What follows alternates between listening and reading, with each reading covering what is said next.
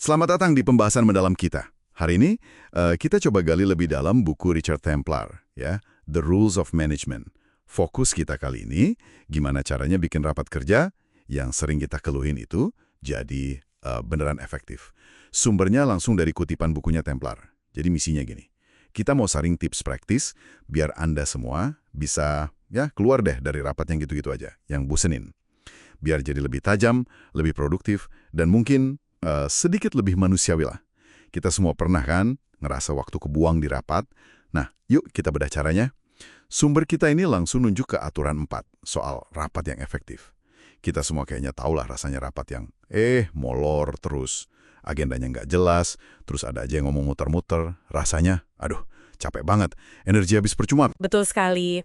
Dan Templar itu sebenarnya nyederhanain. Katanya cuma ada 4 alasan sah buat rapat. 1, ya buat bangun tim biar kompak. 2, buat nyampein info penting.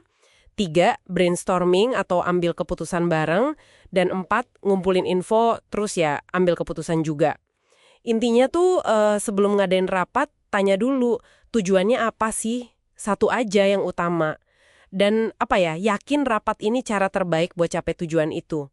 Jangan-jangan bisa lewat email aja. Nah, itu dia. Seringnya kan kita rapat cuma karena kebiasaan ya.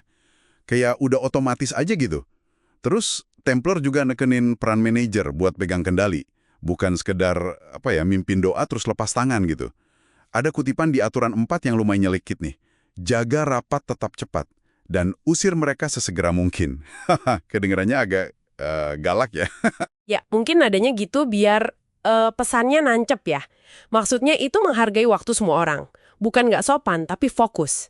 Nah, aturan 4 sama 5 itu ngasih langkah praktis. Pertama, selalu pikirin alternatif.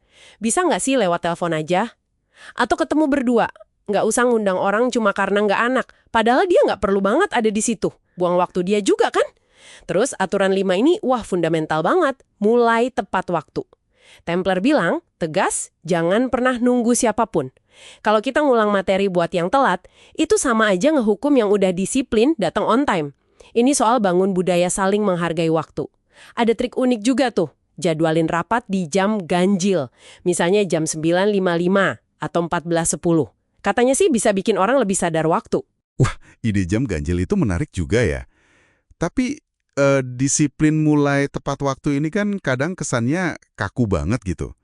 Gimana biar seimbang, biar nggak kelihatan otoriter? Apalagi kalau ada yang telat karena alasan yang ya beneran valid gitu. Kuncinya di konsistensi sama komunikasi di awal. Kalau aturannya udah jelas dari awal, rapat mulai tepat, materi nggak diulang lama-lama, orang adaptasi kok. Ya tentu kalau ada darurat, beda cerita ya, tapi kan itu harusnya jarang.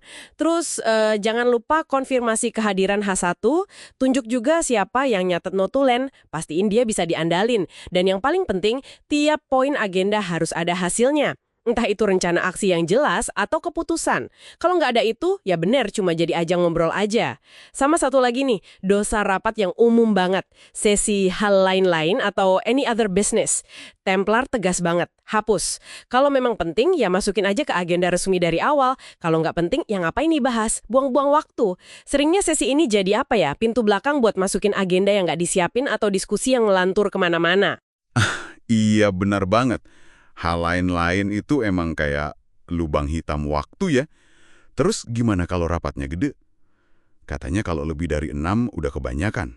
Betul. Buat diskusi yang efektif, Templar saranin kalau udah lebih dari 6 mending dipecah aja jadi tim-tim kecil atau komite.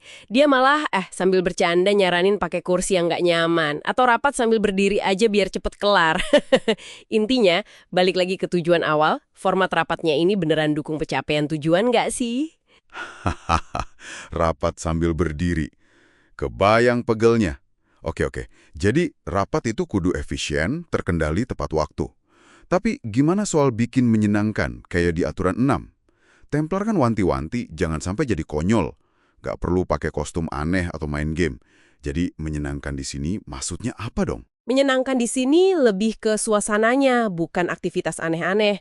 Maksudnya bikin lingkungan yang nggak kaku, orang jadi nyaman jadi diri sendiri, bebas ngasih ide tanpa takut dijudge, bolehlah sedikit bercanda atau cerita ringan, tapi ya tahu batas kapan balik fokus. Mungkin bisa juga fleksibel soal tempat, nggak harus di ruang rapat itu terus. Intinya, lebih manusiawi aja, kurangin formalitas yang nggak perlu. Oh, jadi menyenangkan itu bukan berarti nggak serius ya, tapi lebih ke arah hubungan antar manusianya, kenyamanannya gitu, yang malah bisa bikin lebih produktif. Menarik, menarik. Nah, buat Anda yang lagi denger ini, coba deh inget-inget rapat terakhir Anda.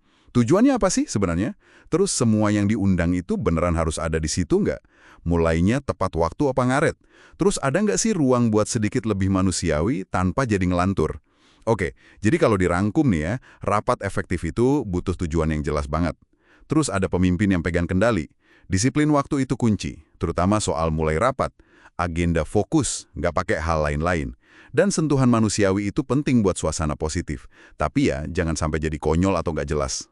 Dan mungkin ini ya, pertanyaan buat direnungin, seberapa sering sih rapat yang kita adain atau ikuti itu sebenarnya cuma ritual aja, cuma kebiasaan. Bukan karena benar-benar butuh ngumpulin orang rame-rame. Coba deh tantang asumsi itu. Siapa tahu ada cara komunikasi lain yang lebih efektif buat tujuan yang sama.